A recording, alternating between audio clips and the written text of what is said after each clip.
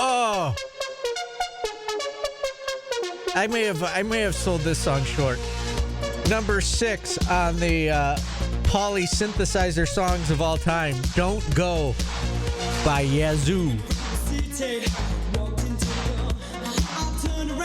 Absolute synthesizer song, though, right, Steve? Not a song with synthesizer in it. It is a synthesizer song. I think you're going to find that about all the songs. Good. That's the way they all should be. All right, let's go to our guest line. Bring on our first guest of the week. You want to put him on the spot immediately and ask him if he knows? The question about the transfer portal? Oh, sure.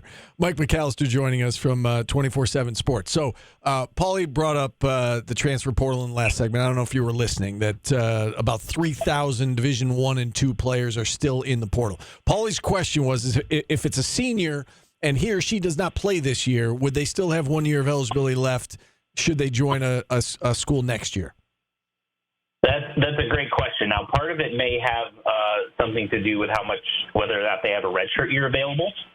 You know, if it's someone that's played 3 years somewhere, played right away as a true freshman, and so they can take a redshirt year, then for sure they would be able to. Now, I think it gets a little bit complicated, so I don't know the exact answer. If you step away, don't play anywhere, aren't enrolled anywhere, I think, if you were enrolled in a school but just didn't play, you might lose your eligibility in that case. But if you basically just take a year off from school, I'm not 100%, but I think you'd still be able to play the following year, but I'm not 100% on that. Yeah, I'm with you on that. I mean, that makes sense. You know, the NCAA doesn't always make sense, but that would make sense. So, in any event, the big reason we had John to talk about this new addition to the SU men's basketball roster. What can you tell us about this young man from France? Serbia native, right? Was playing professionally in France. What can you tell us about him? Well, when you watch his highlights, he looks kind of similar to what you'd expect a European big to be, in that he's very skilled, seems to have a basic fundamental understanding of the game, fundamentally sound, smart player. All those things that you kind of associate with what a European player is, he seems to embody that to some extent. Now, the question that you always get is, well, how do those skills translate to the ACC? We don't know. And that's the case with high school recruits as well. So we're going to see how all that plays out. I hope we get to see him. I'd almost prefer that they didn't play Eddie Lampkin and Naheem McLeod at center at all during the exhibition games and just play him for 40 minutes both games, just because for my own selfish reasons, I'd like to see him play, get a better feel for his game. But what I know is Syracuse wanted to use that extra scholarship to bring in someone to give them front court depth, but they weren't going to spend it on someone just to have a body there. They wanted to bring in someone who they think can play, has the potential to help them this year, and has the potential to help them down the road as well. Now, we do have Alan Griffin coming up at 1 o'clock, so we will ask him this question, but I'll bring it up with you since we just talked redshirting. Do you think that is a possibility with him, or do you think it's likely that he gets redshirted this year? What are your thoughts on whether or not we actually get to see him on the court during regular season games? I don't think the Syracuse coaches even know that yet. So, I mean, what I can tell you is when they're recruiting a player, redshirting never comes up.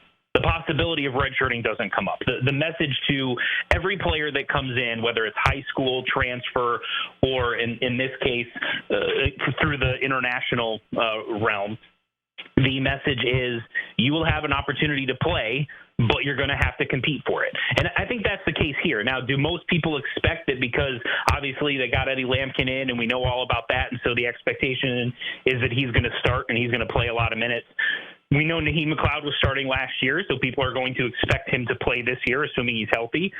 But do I think that it's out of the realm of possibility for this kid to come in and compete and really push Naheem McLeod and push him for minutes and potentially take minutes from him? I don't think that's impossible by any means, and I don't think that the Syracuse coaches would have brought him in if they didn't think that was possible either. Now, Pauly and I had a little bit of a disagreement in the first segment of the show. I said, you look at this roster now, and I don't see any glaring weaknesses. And then Pauly said, well, point guard position. And then I came back and I said, well, it's a question mark maybe, but I don't know if it's a glaring weakness. What do you think? Do you see any glaring weaknesses with this roster, with this team right now? I mean, glaring weakness, I think it's tough right now because there's so many unknowns, right? Like, how does Donnie Freeman look right away? That's a big question mark because we don't know. We haven't seen him play against ACC level competition. How do Jair Davis and Jaquan Carlos translate from, their institutions to the Syracuse and playing against the Dukes and the Carolinas of the world? There's a lot of questions with this team. There's no question about that. Glaring weakness, though, I don't know that I would consider point guard a glaring weakness because you've got J.J. Starling, who played point guard in high school, played point guard at prep, started out playing point guard at Notre Dame. I think he's got the ability to play point guard here. You've got Jaquan Carlos, who came in, who is – I know that people look at him and don't see flashy numbers and all that types of thing and immediately kind of make a judgment on him, but he is a pure pass-first, make your teammates better point guard. That's what he is. And he's a really good defender as well from his time at his previous institution. So I think I don't know that I would call anything specifically at this point a glaring weakness, but I think almost everything outside of the really known quantities that are coming back, the Chris Bells, the J.J. Starlings, et cetera, everything else, I think it's fair to say there's some sort of question about it. All right, let's switch gears. Let's talk a little football. And, since we were just talking about a roster, why don't we talk depth chart? We're a week and a half away from the opener when you and I are on the quad there for the first game. What do you look for in this depth chart? Are there any, are there any positions that you're most curious about right now from a depth chart perspective? First of all, great job to get that little promo in. So nice job on that. But yeah, I think offensive line and defensive line are still the biggest ones for me. Not necessarily defensively at defensive ends. I think pretty much everyone expects Fadil Diggs and Dennis Jacquez to be the starting defensive ends. But the interior of the line is really where the question is, and not just who starts, but how that rotation works. We know that at a minimum, Braylon Ingram was expected to be one of the guys that was rotating in and out. Now he's out, so who steps up? Elijah Fuentes-Cundiff is someone that he stepped up last year when they had injuries in the middle of the defensive line. I think people were going to expect him to take on more of a role with Braylon out, but there's question marks. There's transfers that have come in. There's junior college guys that have come in. And then there's young guys that haven't played a ton yet. And Rashard Perry, I think most notably from my perspective. So those to me have big question marks. Offensive line, we've kind of seen what some of the offensive lines have looked like coming out with the ones during what we've been able to see during practice. But, the coaches also know that we're seeing that. So is that just who they're throwing out there to sort of, because there's still battles going on and they're sort of saying, all right, we're going to throw these guys out there, but we've got our own idea behind the scenes, and Josh Miller's actually going to be starting at left tackle, or Enrique Cruz, we're moving him to guard, but we're just not telling anyone. All of those things I think are on the table. So I'm most curious to see offensive and defensive line, who is listed as the starters when the first depth chart comes out, and then who trots out onto the field for the opening possession, and who rotates in and out. What can you tell us about Malachi James? There's been a lot of talk about his speed, a lot of hype around his speed. What can you tell us about it? Well, the time that he ran in high school for his 100-meter dash, if he had run that in the ACC championships this year, he would have won it. So that tells you how fast he is. He was borderline Olympic qualifying speed with how fast he was running his 100 meters. He's faster than Carl Lewis was at this age. So wow. This guy is fast. And the time that was posted, or the speed, I should say, that was posted by the Syracuse football social media accounts was faster than any speed recorded in an NFL game last year. So faster than Tyreek Hill, faster than DK Metcalf, all of those guys.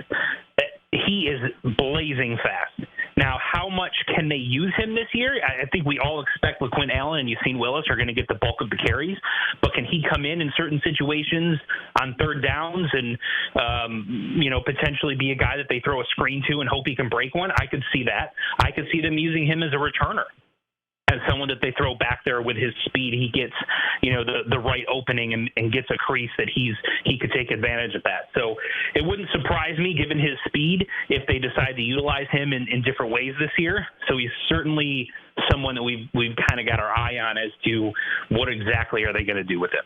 We were talking a little bit earlier in the show about floor versus ceiling. What is your floor for SU football in 2024? If everything goes wrong, injuries and all that, what is your ceiling if everything goes right? Well, I mean, if everyone gets hurt week one, right? So it's all backups and true freshmen and everything else for the rest of the season. I could still see them getting to 5 or 6 wins.